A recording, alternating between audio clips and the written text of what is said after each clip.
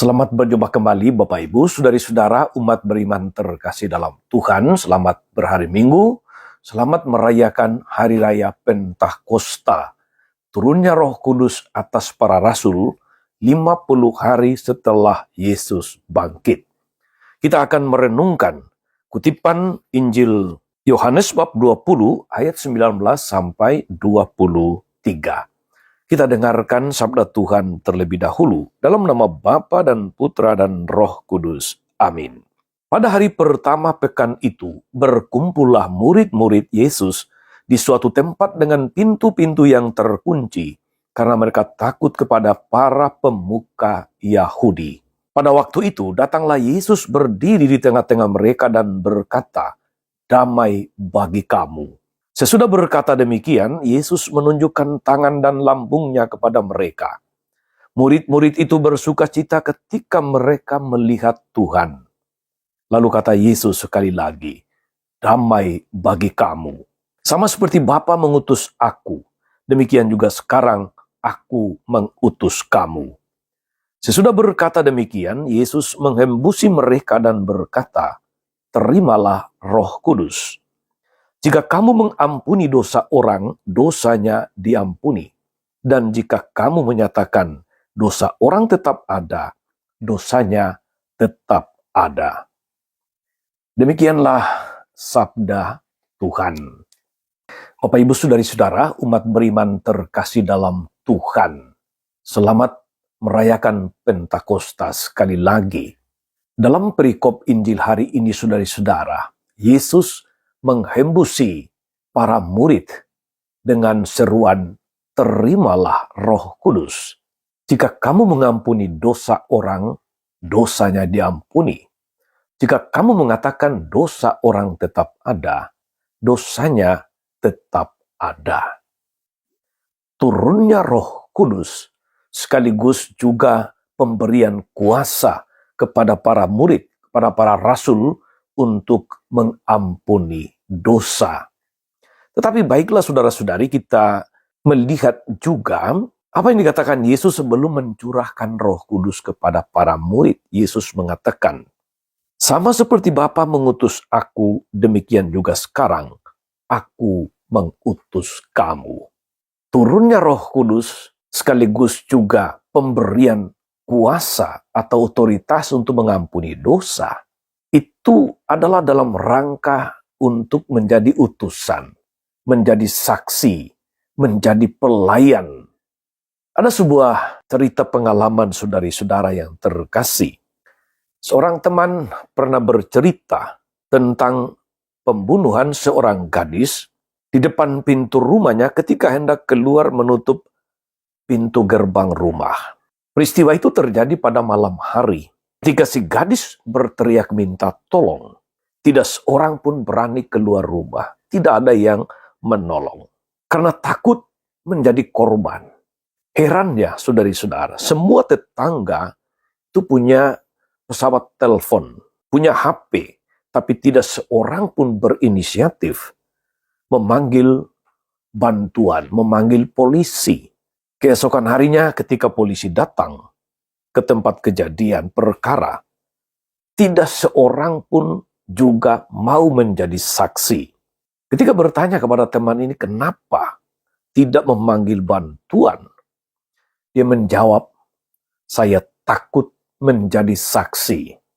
Saudari-saudara, manusia memang seringkali tidak berani menjadi saksi bagi sesamanya. Padahal justru dalam situasi semacam itulah, ketika itu menyangkut nyawa, ketika menyangkut keselamatan jiwa, orang harusnya tidak lagi memikirkan apa-apa kecuali ambil bagian untuk menyelamatkan korban. Tetapi itu tidak terjadi. Kalau menjadi saksi untuk sesama saja tidak berani, bagaimana mau menjadi saksi Tuhan? Saudara-saudara umat beriman terkasih dalam Tuhan, para rasul berani bersaksi, berbicara terus terang ketika Roh Kudus turun atas mereka. Mereka menjadi sangat berani. Mereka berani mengatakan bahwa mereka adalah murid Kristus sejati. Tidak seorang pun berani menutup mulut mereka ketika dipenuhi oleh Roh Kudus. Mereka berani mengatakan, tidak mungkin kami mendiamkan apa yang telah kami dengar dan apa yang telah kami lihat.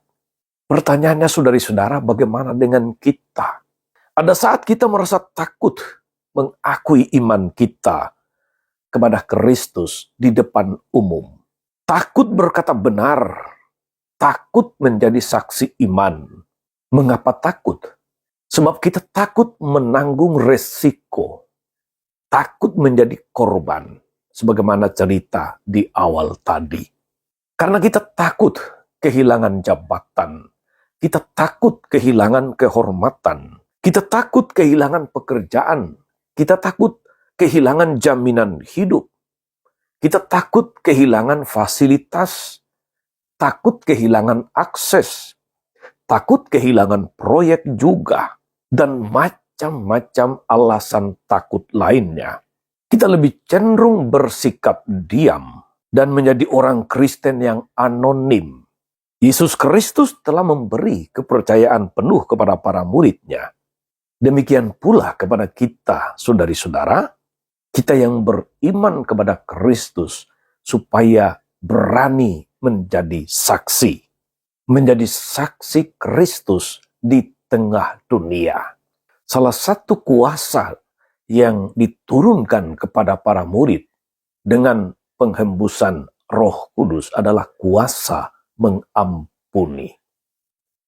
Maka saudara-saudara, di sini kita memiliki tempat untuk menjadi saksi.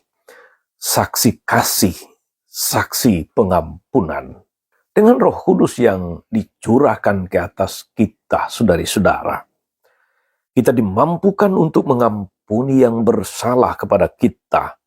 Roh Kudus membimbing kita, mengarahkan kita kepada kebaikan, termasuk kebaikan untuk memaafkan, kebaikan untuk mengampuni, kebaikan untuk mendoakan yang telah menyakiti kita.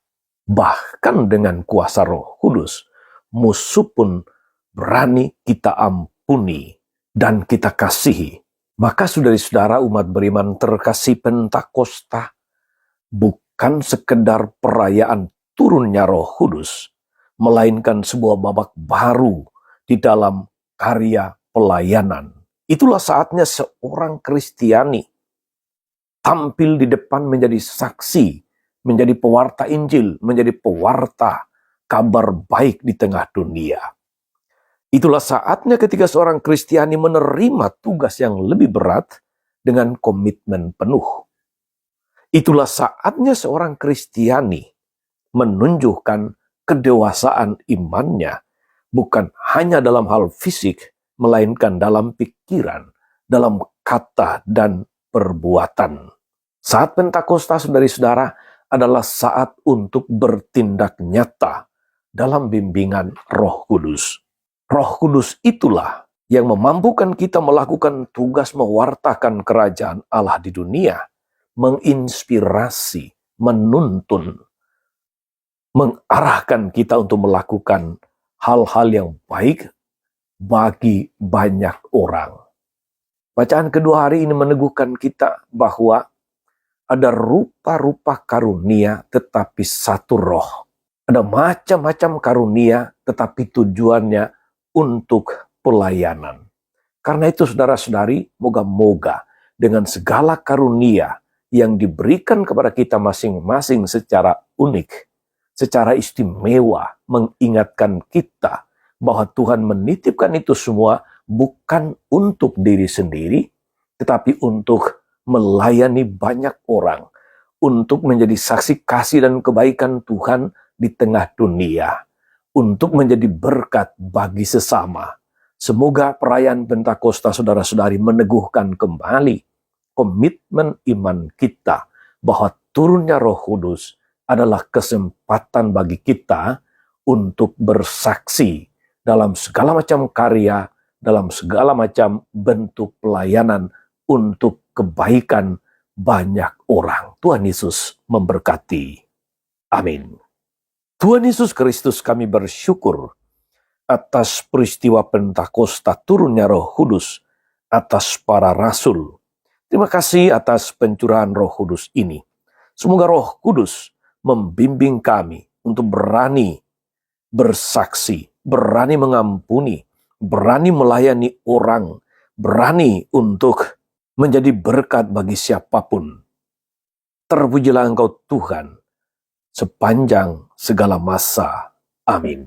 Saudari-saudara sekalian, berkat Allah turun atas saudari-saudara, atas mereka yang kita doakan atau kita janjikan doa, mereka yang sakit dan menderita, segala rencana, karya, dan pelayanan hari ini, Bapa dan Putra dan Roh Kudus.